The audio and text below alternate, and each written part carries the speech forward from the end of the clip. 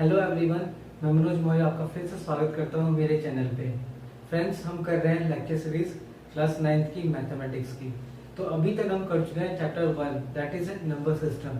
तो आज हम स्टार्ट करने जा रहे हैं chapter number 2 that is polynomials. तो फ्रेंड्स, आगे बढ़ने से पहले कुछ चीज़ें आपको बता दूँ पॉलिनोमियल्स के बारे में कि ये बहुत इंपॉर्टेंट है हमारे लिए, क्योंकि इससे रिलेटेड कॉन्सेप्ट चीज़ें आपको आगे मिलती रहेंगी और पूरी लाइफ टाइम आपको मिलेंगी। ठीक है, अलजेब्रा, पॉलिनोमियल, ये आपको मिलती रहेंगी हमेशा।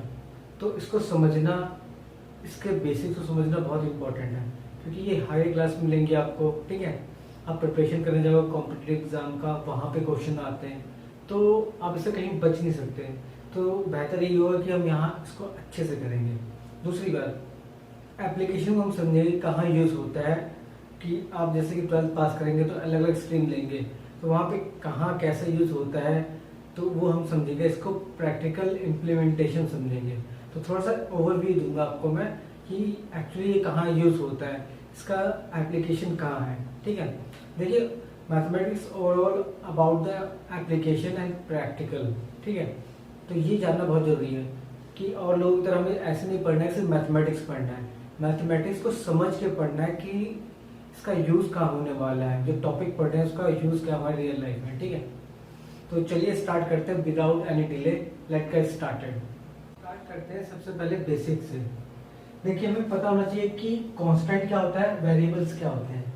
तो इन दोनों को जानना बहुत जरूरी है मैथमेटिक्स में, क्योंकि पूरी डीलिंग इनके ऊपर ही रहेगी हमारी। ठीक है, तो उसको एक एग्जाम्पल समझाता हूँ। जैसे मान लीजिए कि एक स्क्वायर है, उसकी साइड दी हुई है 4 यूनिट दी हुई है। अगर मैं आपसे कहूँ कि इसका पैरामीटर क्या होगा, तो आप कहेंगे कि सम ऑफ साइड होती है, मतलब कि 4 बार जोड़ दिया जाए तो इसकी ये साइड आ जाएंगी, या कह सकते हैं 4 टाइम्स ऑफ साइड, राइट। तो ये आपका 16 आ गया। अगर मैं फॉर्मूले की बात करूं तो अगर 4 इंटू एक्स लिख दूं तो ये होता है पैरामीटर ऑफ द स्क्वायर, जहां पे एक्स क्या साइड है। ठीक है, अब देखिए, ध्यान सुनिए यहाँ पे क्या कह रहा हूँ। देखिए कि अब ये जो साइड है तो कोई भी हो सकती है, मतलब कि अभी 4 था यहाँ पे तो 3 भी हो सकती है साइड, 2 भी हो सकते हैं। ठीक है, तो हर केस में आपका पैरामीटर क्या रहेगा, अगर 3 है तो 12 हो जाएगा। ठीक है, अगर आपका पैरामीटर 2 है तो 4 इंटू 2 हो जाएगा, दैट इज 8। एक चीज नोटिस करेंगे कि इस फॉर्मूले में ये चीज तो चेंज नहीं हो रही है, ठीक, लेकिन ये चीज चेंज हो सकती है, जिसकी साइड चेंज हो सकती है। तो फॉर्मूले में जो हमने दिखाया 4px, जो फॉर्मूले हमने दिखाया कि p इक्वल टू 4x, तो उसमें x चेंज हो सकता है बराबर, ठीक। लेकिन 4 क्या है, ये फॉर्मूले आ रहा है जिसकी वैल्यू चेंज नहीं होगी, 4 का 4 ही रहेगा, इसकी वैल्यू फिक्स है। तो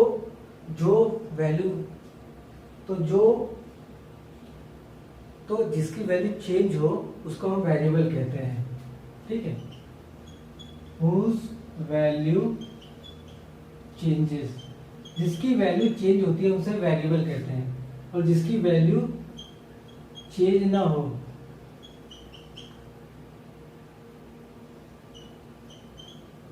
उसको हम बोलते हैं कांस्टेंट, या कह सकते हैं कि फिक्स, उसकी वैल्यू फिक्स्ड हो। जिसकी वैल्यू फिक्स्ड नहीं हो उसको बोलेंगे हम वेरिएबल, जिसकी वैल्यू फिक्स हो उसे कांस्टेंट बोलेंगे। जैसे कोई 5 हो गया, 4 हो गया, 7 हो गया, तो ये वैल्यू है, ये कभी 5 का 5 ही रहने वाला है, 6 का 6 ही रहने वाला है, या 7 का 7 ही रहने वाला है, तो जो जैसा है वैसा रहेगा। बट वेरिएबल क्या होता है, जैसे मैंने यहाँ बताया कि 4x फॉर्मूला होता है, x कोई भी वैल्यू हो सकती है, तो वो चेंज हो सकता है। ठीक है, तो ये बात समझ में आ गया होगी कौन सा चेंज होता है कौन सा नहीं। इसी बेसिस पे हम लोग डिसाइड कर लेंगे कि कौन सा वेरिएबल है, कौन सा कांस्टेंट है।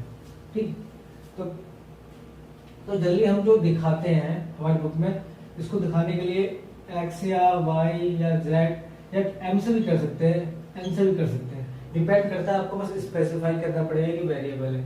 और इसको दिखाने के लिए क्या, कभी हम स्मॉल लेटर से a b c से कर देते हैं, बस दिखाने का तरीका है अपना अपना अलग। ठीक है, तो उम्मीद करता हूँ आपको ये समझ में आया होगा। चलिए फ्रेंड्स, हम देखते हैं कि पॉलिनोमियल क्या होता है, इसकी बेसिक डेफिनेशन क्या होती है। देखिए, पॉलिनोमियल दो वर्ड से मिलकर बना है, पॉली एंड नोमियल्स।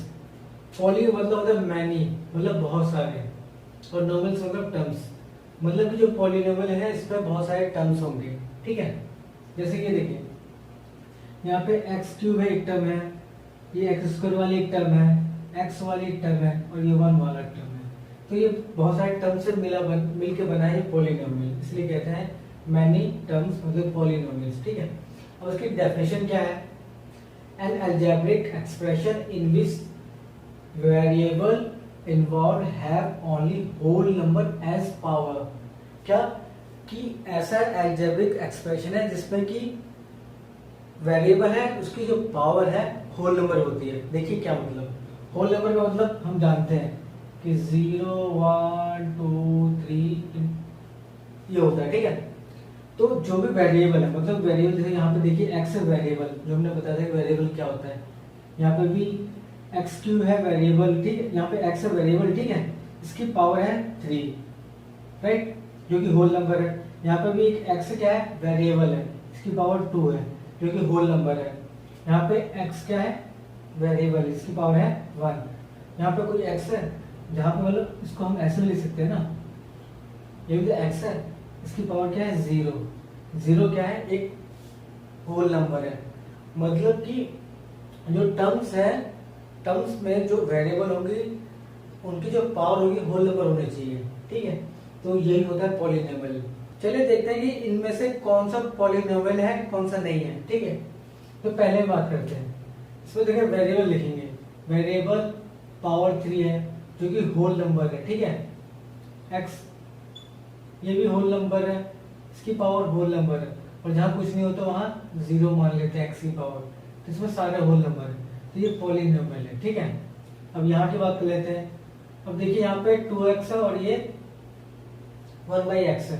1/x को हम कैसे लिख सकते हैं, ऐसे लिख सकते हैं कि नहीं, तो यहाँ पे जो वेरिएबल की पावर है -1 है, जो कि होल नंबर नहीं है। तो सिंपल सी बात है, आपको हमेशा याद रखना है, पॉलिनोमियल वो होगा, आपको सिंपल से याद रखना है, पॉलिनोमियल वो होगा जिसमें वेरिएबल की पावर होल नंबर होगी। ठीक है, सिर्फ वही होंगे। तो यहाँ पे देखिए कि ये होल नंबर नहीं है इसकी पावर, इसीलिए ये पॉलिनोमियल नहीं है। यहाँ पे देखिए, यहाँ पे इसकी पावर क्या है, रूट है, तो मतलब 1/2 है। 1/2 क्या है, होल नंबर है नहीं है ना, तो ये भी पॉलिनोमियल नहीं है। ये तो देखते ही आप रिजेक्ट कर दोगे कि ये नहीं है। इसमें देखिए x की पावर 4 है, x की पावर 3 है, 5x है, तो जिसमें तो सारे पावर देखा जाए तो सबकी पावर होल नंबर है। ठीक है, तो ये होगा। याद रखिए कि हम सिर्फ वेरिएबल की पावर देखते हैं, ठीक है, ना कि कांस्टेंट की पावर नहीं देखते हैं, इसको याद रखिएगा। तो ऐसा मत सोच लेना कि ये 3 है, कांस्टेंट है, तो इसकी पावर भी क्या कहते हैं होल नंबर होना चाहिए। नहीं, आपको सिर्फ देखना है कि वेरिएबल की पावर क्या है, तो उससे आपको समझ में आ जाएगा। ठीक है, उम्मीद करता हूँ आपको अब आइडेंटिफाई कर लेंगे आराम से कि पावर क्या होती है, मतलब कि आइडेंटिफाई कर लेगा आप आराम से कि कौन सा पॉलिनोमियल होता है, कौन सा पॉलिनोमियल नहीं होता है। चलिए फिर आगे बढ़ते हैं। आगे बढ़ने से पहले एक चीज बता दूं, देखिए इसमें देखिए जो प्लस माइनस आ रहा है, तो एक टर्म है, ये अलग अलग है, तो ये सारी टर्म्स होती हैं, इनको टर्म्स कहते हैं अलग अलग। जैसे ये है ना, x की पावर 4 था एक टर्म, √3x क्यूब था एक टर्म, और ये मान लीजिए कि यहाँ पे क्या है -5x एक टर्म है, +4 है, ये भी टर्म है। तो इनको टर्म्स कहते हैं, सारे को टर्म्स कहेंगे, अलग अलग टर्म्स। ठीक है, इसको याद रखिएगा टर्म्स। ठीक है, चलिए आगे बढ़ते हैं। अब हमारा आता है कोफिशिएंट, तो हमें बताना है कोफिशिएंट यहाँ पे x² का क्या है, x³ का क्या है, और x का क्या है। तो बहुत सिंपल होता है। देखिए यहाँ पे क्या है, सारे ये वेरिएबल है। ठीक है, तो वेरिएबल के साथ में जो भी कांस्टेंट होगा, मतलब कि कांस्टेंट, जैसे देखिए बोल रहा है कि x³, ठीक है, x³ की बात करिए, इसका कोफिशिएंट बताना है। x³ के साथ में जो भी कांस्टेंट होगा वो आपका कोएफिशिएंट हो जाएगा, मतलब कि इसका कोएफिशिएंट 4 हो जाएगा, राइट। ऐसे कुछ है एक्स स्क्वायर का, एक्स स्क्वायर को देखिए इसके साथ में जो टर्म है, इस टर्म के साथ में जो भी आपका कांस्टेंट है, तो ये आपका √2 आपका ये कोएफिशिएंट हो गया एक्स स्क्वायर का। ऐसे इसमें पूछा है एक्स का ये हो गया क्योंकि ये एक्स है, इसके साथ में तो से ये 5 हो गया, ठीक है। कोएफिशिएंट कई बार ऐसा भी हो सकता है कि कोएफिशिएंट तो कोएफिशिएंट होता है, अगर इसको मैं ऐसे भी लिख देता, कई बार ऐसा होता है कोई लिख देते हैं, ठीक है, ऐसे लिख दिया √2 मल्टीप्लाई करके, तो इसको कंफ्यूज होने की जरूरत नहीं है, अल्टीमेटली आएगा तो उसके सामने ही ना, तो कोएफिशिएंट अब भी एक्स का यही रहेगा, एक्स स्क्वायर का यही रहेगा और एक्स क्यूब का यही रहेगा, इसमें कंफ्यूज मत होइएगा, ठीक है। चलिए फिर आगे देखते हैं।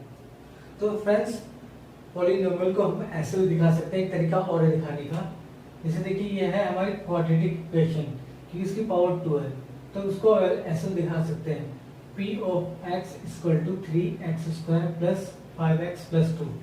क्या मतलब हो गया, मतलब कि Px का मतलब पॉलिनोमियल इन x, ठीक है, इसको ऐसे पढ़ेंगे पॉलिनोमियल इन x, क्या कह सकते हैं कि polynomial is a function of x।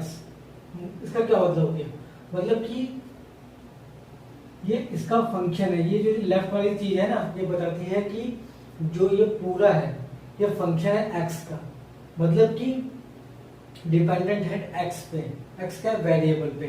चलिए समझते हैं तो थोड़ा और आगे, जैसे देखिए अगर इसी क्वेश्चन में हम x = 1 रख देंगे तो क्या होगा, इसका मतलब क्या होगा, देखिए x = 1 रखा तो x की वैल्यू 1 रखेंगे, और जहां जहां x वहां x रखेंगे 1 रखेंगे, तो ये आपका 10 आ गया। अब देखिए ऐसे ही x की वैल्यू -1 रखने पे क्या हो रहा है, -1 रखेंगे जहां जहां पे x है, तो ये 0 हो गया, मतलब कुछ भी रख सकते हैं x की जगह। अब ये फंक्शन हो गया, जो x है ना एक फंक्शन हो गया पूरे इसके लिए, तो इसके लिए चाहे k रखेंगे तभी उसकी वैल्यू को सिंपली रख के एक आंसर निकाल लिया करेंगे, तो समझ में आ गया होगा कि बहुत सिंपल सी बात है, ठीक है। चलिए आगे बढ़ते हैं।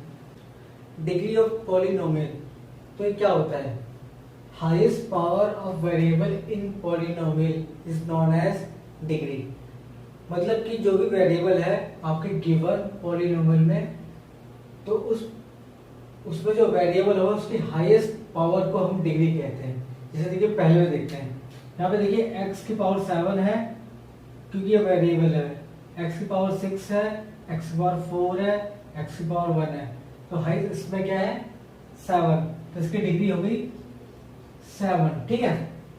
इसमें देखिए हाईएस्ट पावर क्या है, x 40 है, x 51 है, x 50 है, तो हाईएस्ट पावर क्या है इन सब में 51 होगी, ठीक है। अब देखिए यहाँ पे क्या है, 3 की पावर 9 है और x की पावर 7 है, √5 x की पावर 5 है और यहाँ पे x की पावर 3 है।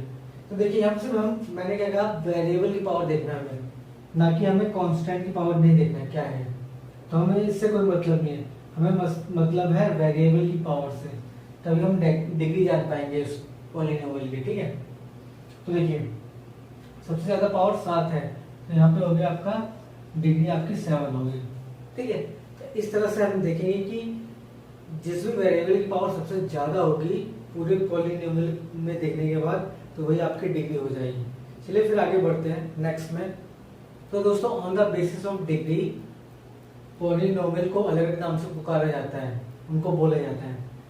देखिए जब डिग्री 1 होगी किसी पॉलिनोमियल को, तो उसको हम लीनियर पॉलिनोमियल कहेंगे, ठीक है। एग्जांपल 2x - 1, देखो पावर 1 है, ठीक है, मतलब डिग्री 1 है। √2y + 1, y यहाँ पे एक वेरिएबल है जिसकी पावर 1 है, तो ये भी एक लीनियर पॉलिनोमियल हो गया। 2 - u, ये भी एक लीनियर पॉलिनोमियल हो गया। जब डिग्री 2 होगी, मतलब कि वेरिएबल की मैक्सिमम पावर 2 होगा, उसको क्वाड्रेटिक पॉलिनोमियल बोलते हैं, ठीक है। जब 5 - y² 4y + 5y², देखिए इन दोनों में मैक्सिमम पावर क्या है 2 है, ठीक है। ऐसे इसमें भी मैक्सिमम पावर 2 है, तो एक क्वाड्रेटिक पॉलिनोमियल हो गया। ऐसे जब आपकी डिग्री 3 होगी तो सब क्यूबिक पॉलिनोमियल बोलेंगे। 4x cube, 2x cube plus 1, 6x cube minus 5, तो क्यूब मतलब कि 3, तो इसलिए क्यूबिक पॉलिनोमियल बोला जा रहा है। ठीक है, चलिए फिर आगे बढ़ते हैं।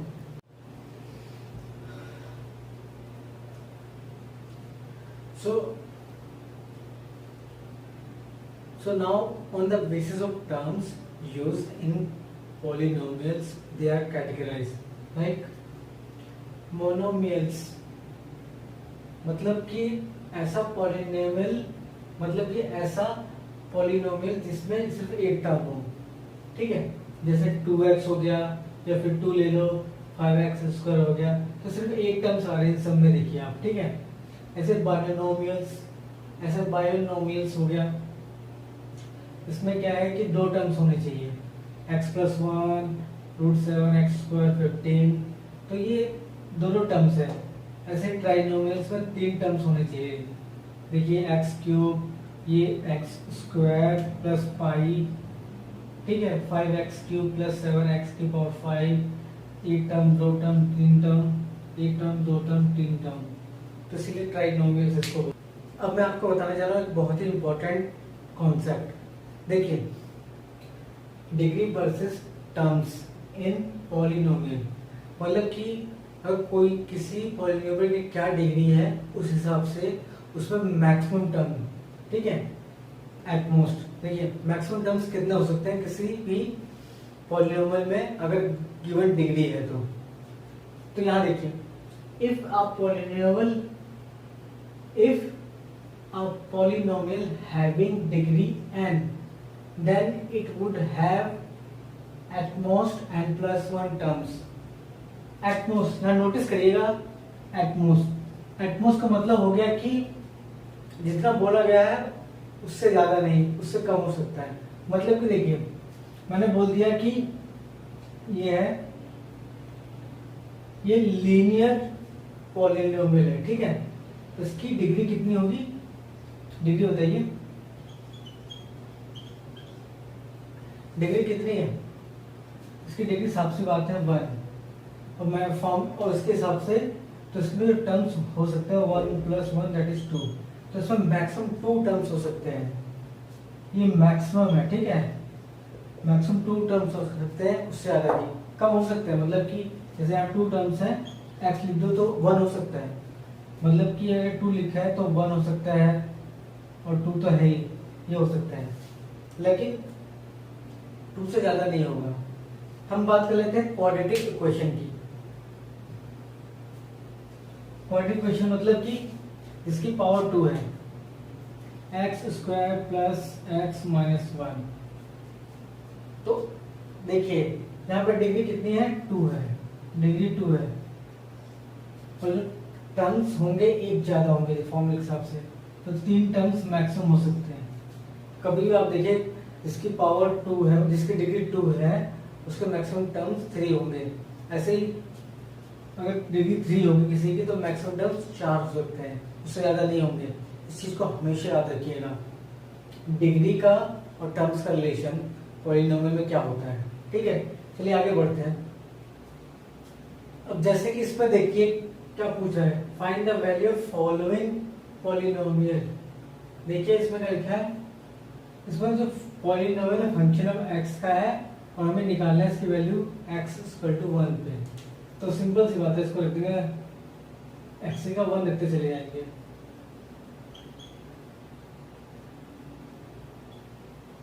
तो कितना निकल के आ जाएगा, 5 minus 3 plus 7, 12 minus 3 that is 9। ऐसे ही देखिए यहाँ पे इसकी वैल्यू हम पूछी है t इक्वल टू 2 पे। t क्या है, यहाँ पे एक वेरिएबल है, ठीक है, हमेशा x नहीं रहेगा, तो कभी भी वेरिएबल चेंज हो सकता है, तो यहाँ पे t क्या है, वेरिएबल है, जैसे कि x हुआ करता था या y हुआ करता था, तो सिंपली जहाँ पे t है वहाँ 2 रख दिया करेंगे।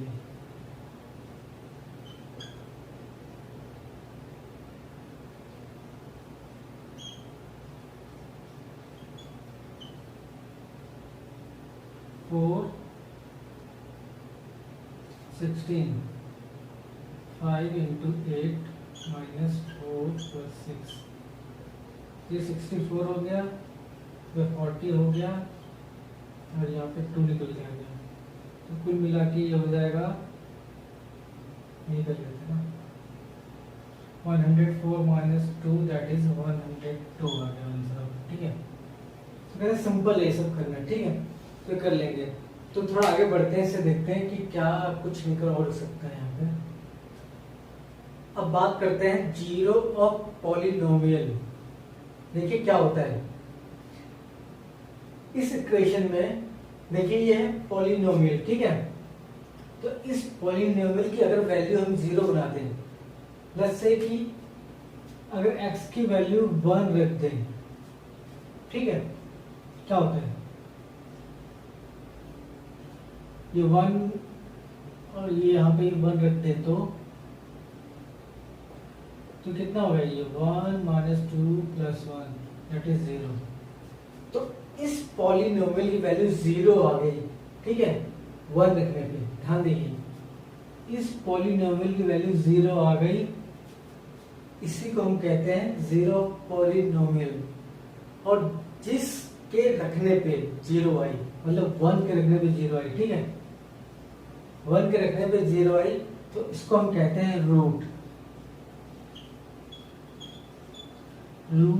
Of polynomial. ठीक है,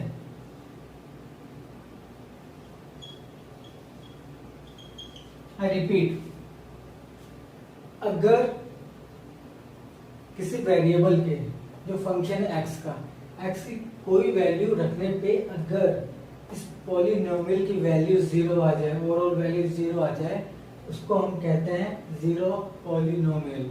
और जिसको रखने पे 0 आए उसे रूट ऑफ पॉलिनोमियल बोलते हैं। ठीक है, याद रखिए। देखिए जैसे कि पिछले कॉन्सेप्ट हमने निकाला था जीरो पॉलिनोमियल, तो वहां में समझा था कि जीरो पॉलिनोमियल क्या होता है और रूट ऑफ पॉलिनोमियल क्या होता है। तो वो तो हमने वैल्यू रख दी थी रैंडमली कि x = 1 पे आ गया, कि किस पे ये पॉलिनोमियल 0 होता है। बट लेकिन हमें पता करना हो किस रूट पे होता है, तो उसके लिए कैसे निकालेंगे। क्योंकि देखिए हमने x = 1 रखा तब जाके हमारा ये 0 आया था।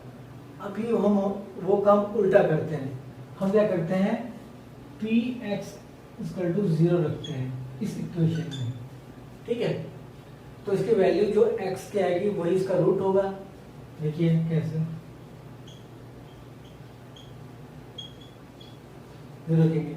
तो अगर इसको फैक्टर बनाते हैं, ठीक है, ये आगे सीखेंगे, मैं बस अभी आपको बता दे रहा हूँ कैसे फैक्टर होते हैं।